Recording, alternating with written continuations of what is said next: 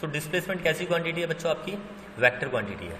So velocity भी आपकी vector quantity हो जाएगी, और ये पॉजिटिव हो सकती है, नेगेटिव हो सकती है, जीरो हो सकती है। यहाँ पे स्पीड की बात करूँ तो ये मीटर पर सेकेंड इसकी यूनिट होती है, और वेलोसिटी की बात करूँ तो यहाँ पे भी मीटर पर सेकेंड इसकी यूनिट होती है। अब बच्चों हम आगे बढ़ते हैं टाइप्स, स्पीड के भी टाइप देखेंगे और वेलोसिटी के भी। तो टाइप्स ऑफ स्पीड, स्पीड में पहला टाइप हो जाएगा यूनिफॉर्म स्पीड, यूनिफॉर्म स्पीड। और वेलोसिटी के टाइप में देखूं तो वेलोसिटी के टाइप में पहला टाइप हो जाएगा यूनिफॉर्म वेलोसिटी, यूनिफॉर्म वेलोसिटी। ठीक है, तो सबसे पहले हम स्पीड के ही टाइप देख लेते हैं। सो पहला टाइप हो गया यूनिफॉर्म स्पीड। यूनिफॉर्म स्पीड क्या है बच्चों?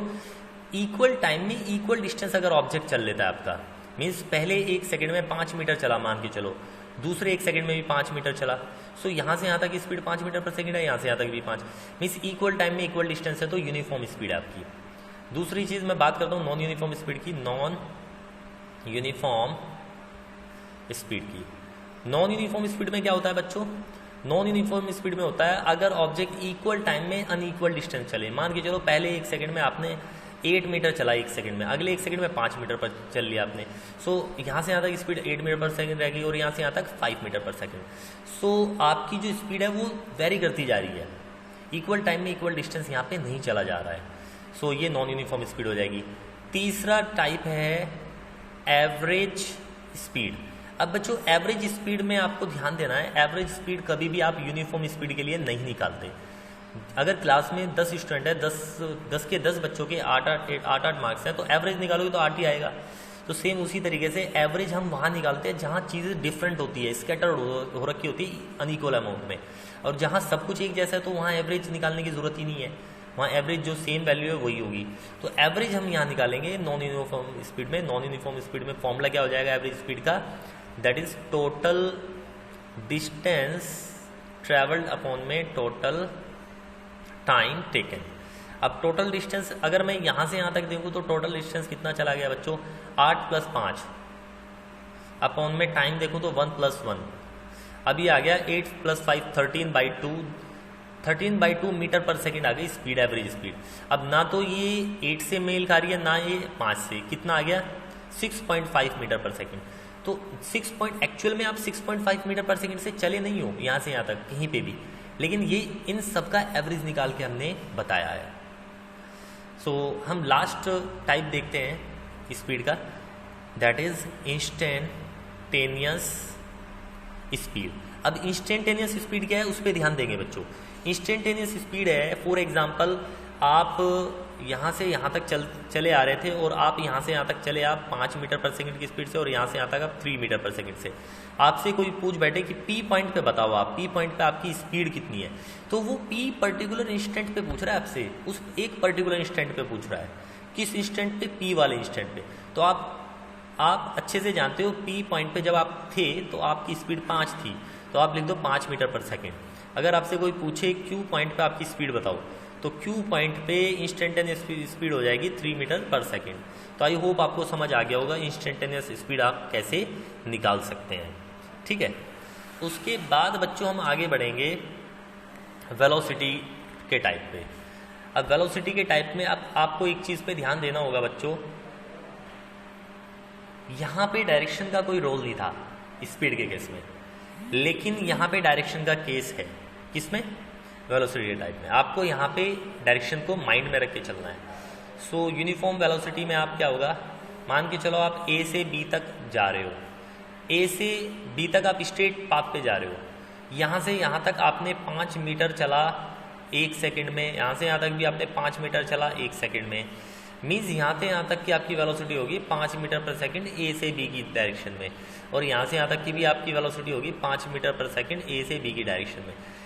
कहने का मतलब ये है ना तो मैग्नीट्यूड बदलना चाहिए ना डायरेक्शन बदलनी चाहिए, तो तब आपकी वेलोसिटी यूनिफॉर्म होगी। तो आई होप आपको समझ आ गया होगा यूनिफॉर्म वेलोसिटी किसको कहते हैं। जब इक्वल डिस्प्लेसमेंट इक्वल टाइम में चला जाए तो यूनिफॉर्म वेलोसिटी हो जाएगा। उसके बाद हम बात करते हैं नॉन यूनिफॉर्म वेलोसिटी। अब ये नॉन यूनिफॉर्म वेलोसिटी क्या है बच्चों? मान के चलो आप चल तो स्ट्रेट पाथ पे ही चल रहे हो, जैसे 5 मीटर पर सेकंड आपने एक ए से बी तक जा रहे हो, 5 मीटर पर सेकंड से यहाँ से यहाँ तक चले, फिर 3 मीटर पर सेकंड से आप यहाँ से यहाँ तक चले, मीन्स यहाँ से यहाँ तक की आपकी जो वेलोसिटी है वो 5 मीटर पर सेकंड हो जाएगी ए से बी की डायरेक्शन में, और यहाँ से यहाँ तक की स्पीड हो जाएगी 3 मीटर पर सेकंड ए से बी की डायरेक्शन में।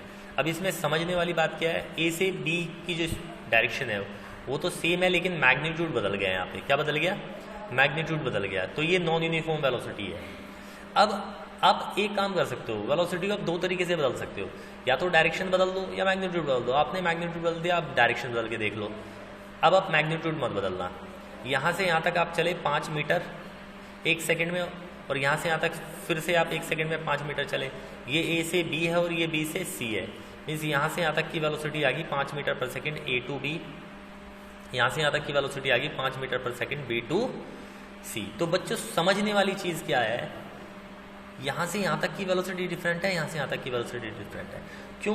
क्योंकि भाई डायरेक्शन बदल गई, मैग्नीट्यूड भले ही सेम। तो आपको इन चीज़ों को माइंड में रख के चलना है। अब बच्चों मैं बात करूँगा थर्ड पॉइंट, एवरेज वेलोसिटी। बच्चों सेम वही सवाल आता है, एवरेज वेलोसिटी आप कहाँ निकालोगे, जहाँ पे वेलोसिटी यूनिफॉर्म है वहाँ, या जहाँ पे नॉन यूनिफॉर्म है। जहाँ पे नॉन यूनिफॉर्म है इसका फॉर्मूला क्या है, टोटल डिस्प्लेसमेंट ट्रैवल्ड अपॉन में total time taken. Total displacement travelled upon में टोटल टाइम टेकन। भाई टोटल डिस्प्लेसमेंट यहाँ से मान के चलो, यहाँ से यहाँ तक आप 4 मीटर चलते और यहाँ से यहाँ तक आप 3 मीटर चलते, तो ये 4 मीटर पर सेकंड हो जाती है, ये 3 मीटर पर सेकंड। अब आपको यहाँ से यहाँ तक क्या निकालना है, एवरेज वेलोसिटी। तो आप डिस्प्लेसमेंट देखोगे बच्चों, डिस्प्लेसमेंट है ये आपका पाइथागोरस थ्योरम से ये निकल जाएगा, 3 का स्क्वायर प्लस 4 का स्क्वायर 5 आ जाएगा, 5 आ जाएगा ये। तो 5 मीटर, और डायरेक्शन क्या होगी अभी देखते हैं, और टाइम कितना लगा 1 + 1 2, तो डायरेक्शन क्या होगी 5 मीटर पर सेकेंड ए टू सी। तो इस तरीके से 2.5 मीटर पर सेकेंड ए टू सी आ गया। तो आई होप आपको ये समझ आ गया होगा बच्चों। इसी तरीके से इंस्टेंटेनियस वेलोसिटी आप एक बार देख लो। इंस्टेंटेनियस वेलोसिटी आपको चाहिए तो बच्चों 4 टाइप है इंस्टेंटेनियस वेलोसिटी। अब इंस्टेंटेनियस वेलोसिटी और इंस्टेंटेनियस स्पीड में कोई डिफरेंस नहीं है, केवल डायरेक्शन का डिफरेंस है। बस आप क्यू पॉइंट पे जो आपने स्पीड देखी थी उसमें डायरेक्शन और लगा दो। डायरेक्शन मान के चलो, अगर ये नॉर्थ डायरेक्शन थी तो यहाँ नॉर्थ लिख दो, ये वाली डायरेक्शन आपकी कुछ और है ए वेक्टर, तो यहाँ ए वेक्टर लिख दो। तो आई होप आपको ये समझ आ गया होगा। देख लो मैंने बच्चों आपको क्या कराया है। ठीक है बच्चों, इसके ऊपर बेस्ड न्यूमेरिकल्स करेंगे नेक्स्ट क्लास में, नेक्स्ट वीडियो में मैं आपको कुछ न्यूमेरिकल्स कराऊंगा। ठीक है बच्चों, ठीक है बच्चों, थैंक यू वेरी मच। यही आपका होमवर्क है।